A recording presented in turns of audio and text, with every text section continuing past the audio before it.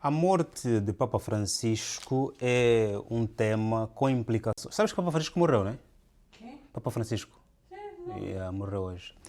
Portanto, a morte de Papa Francisco é um tema com implicações geopolíticas, económicas, sociais muito sérias. Primeiro porque quando um Papa morre, ou uma pessoa muito poderosa morre, leva a todos nós a refletirmos sobre o valor da vida. Okay? O Papa parece alguém que não morre, né? Mas por ele ser vai lá, o discípulo número 1 de Cristo na Terra, para os católicos, ok? Ou para os cristãos, ok? E a morte desse senhor, Papa Francisco, faz com que todo mundo, desde o mais poderoso até o menos poderoso, pensem no valor da vida, pensem na morte. E a morte nos obriga a sermos humildes. Pensar na morte te obriga a seres humilde, a valorizares mais a vida, a tua e a dos outros. Ponto. Pois é também um evento geopolítico, porque nós vemos todos os chefes de Estado, quando são eleitos, a primeira coisa que eles fazem durante os seus primeiros 100 dias, então primeiros 300 dias de mandato, é visitarem o Vaticano, irem para conversar com o Papa. E conversar com o Papa em busca de bênção para a sua governação. Okay? Quase todos. Aliás, a última visita que recebeu o Papa Francisco foi o J.D. Vance, não é? O vice-presidente norte-americano. Foi a última visita que o mesmo recebeu. Portanto, até da América à África, da Ásia à Europa, todo chefe de Estado tem a ânsia de visitar o Vaticano em busca de bênção para a sua governação. Ponto. Logo, é um senhor com uma influência geopolítica de massa. Ponto. Depois, Roma fez nascer, portanto, o sistema político que muitos de nós hoje conhecemos. Ponto. Mais do que isso, vale aqui dizer que a morte do Papa é um tema de grande influência geopolítica, porque o Papa é um fator indiscutível, incondicional, indiscutível para a paz no mundo. Quantos países conseguiram a paz por meio da intermediação do Papa? Quantos países em guerra, quando se pensa em alguém para intermediar, pensam logo no Papa? Primeiro porque é uma figura neutra, segundo porque é uma figura virada à paz, ao amor, à proteção e não só. Portanto, um mundo sem Papa é um mundo sem líder. O mundo sem Papa é um mundo sem líder. Por quê? Porque o mundo precisa de um único líder. E o único líder não pode ser simplesmente político. E quando o único líder é apenas político, o é pelo seu poder militar ou econômico, como são, por exemplo, os americanos, ou então, por exemplo, são os russos ou os chineses. O mundo precisa sempre de um líder que não tenha influência militar, econômica, não, pela sua própria simples e natural aceitação. E os líderes do mundo, a população do mundo, aceita apenas o Papa porque ele é alguém, porque é alguém que é líder sem influências tecnológicas, arma, econômica, nada. É pelas suas pregações. Logo, a eleição de um Papa é sempre um marco geopolítico porque o mundo precisa de um líder e os Papas são os líderes do mundo, pela sua própria orientação e inclinação. O Papa Francisco, quando junta Xi Jinping e Donald Trump, quando junta Putin e Donald Trump, ele traz paz no mundo. Agora, ele às vezes não consegue trazer isso, porque ele solicita, não vem. Por isso, esse senhor sabe muito bem que quando se encontram com o Papa, é para apostar para a paz. Só que, porque a paz, em vários lugares, não interessa a todos, pelo qual, muitas vezes, ele chama, ele convida, ele fala, mas, senhor, não vão ter com ele. Porque sabe que, se eu for ter com o Papa, eu vou ter que aceitar essas conversações para a paz. Logo, a eleição do Papa é um marco geopolítico porque o mundo precisa de um líder que mova o mundo, sem precisar de armas para poder aqui obrigar as pessoas a serem seus líderes. Como, por exemplo, é a América que agora está a utilizar taxas para poder para que os demais Estados o respeitem. Ou como, por exemplo, é a Rússia ao invadir a Ucrânia. Ou como, por exemplo, é a China ao ameaçar e não só Taiwan. Ou como, por exemplo, portanto, é a Europa que vai indo para a África negociar recursos naturais a preços de banana. Ou como é, por exemplo, ou como são os líderes africanos em relação ao seu próprio povo, que vão reprimindo as questões ligadas às liberdades, só porque um outro cidadão falou alguma coisa que o chefe não gosta e ponto final. Logo, o único líder que as pessoas obedecem pelo seu discurso, pelo seu carisma, chama-se Papa, a nível global. Os outros líderes ou os outros chefes de Estado são apenas pelo fator poder econômico, militar, tecnológico e não só. Logo, todo mundo quer ouvir a opinião do Papa em relação aos grandes temas globais. Guerras, reformas sociais.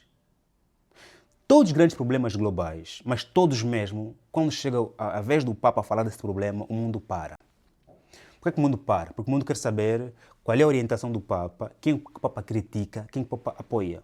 Geralmente, os senhores têm sido tão sábios, os Papas, que dificilmente criticam um ou outro presidente. Geralmente eles podem criticar as ações de um ou outro presidente, mas nunca a pessoa.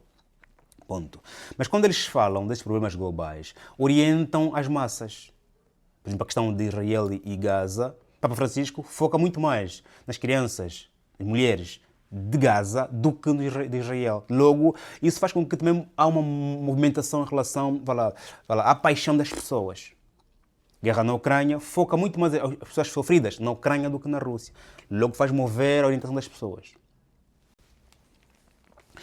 Em relação aos temas como progressistas ou conservadores, como por exemplo a homossexualidade, o Papa Francisco foi dos papas que mais trouxe progresso nesse tema.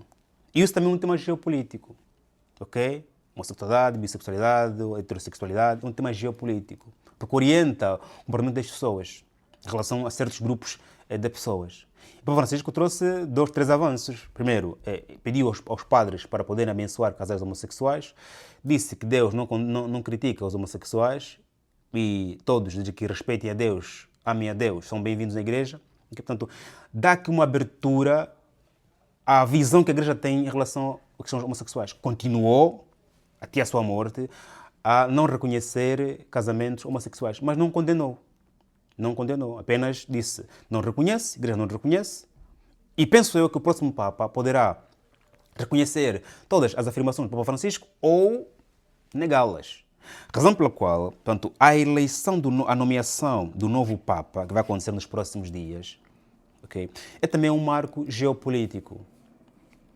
Então, vou dizer que a morte do Papa e a eleição são fatores geopolíticos. Primeiro, a morte porque leva todos os chefes de Estado a refletirem sobre o poder da morte. Depois, porque a sua vivência faz com que todos os chefes de Estado vão para o Vaticano em busca de bênção, seja ele cristão, ortodoxo, seja ele cristão, muçulmano, como é que se diz outro? Cristãos, muçulmanos, judeus, and so on. Okay?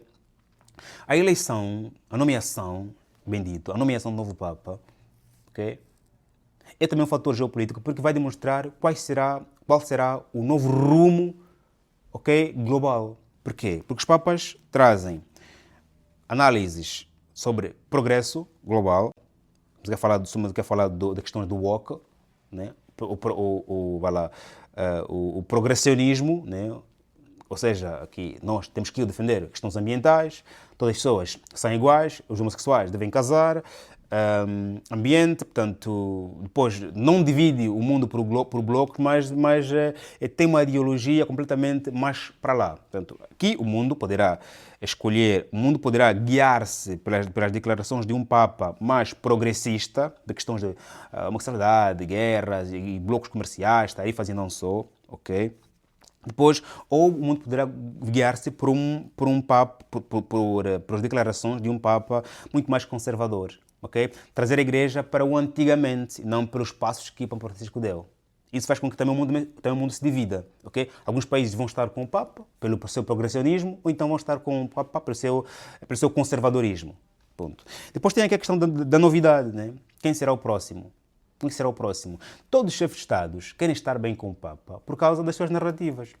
Porque desde o momento em que você, chefe de Estado, és criticado por um Papa, o teu povo não te vai perdoar também. Não te vai perdoar, vai também te criticar. No momento em que você não vou dizer amado, mas abraçado pelo Papa, o teu povo também te vai abraçar.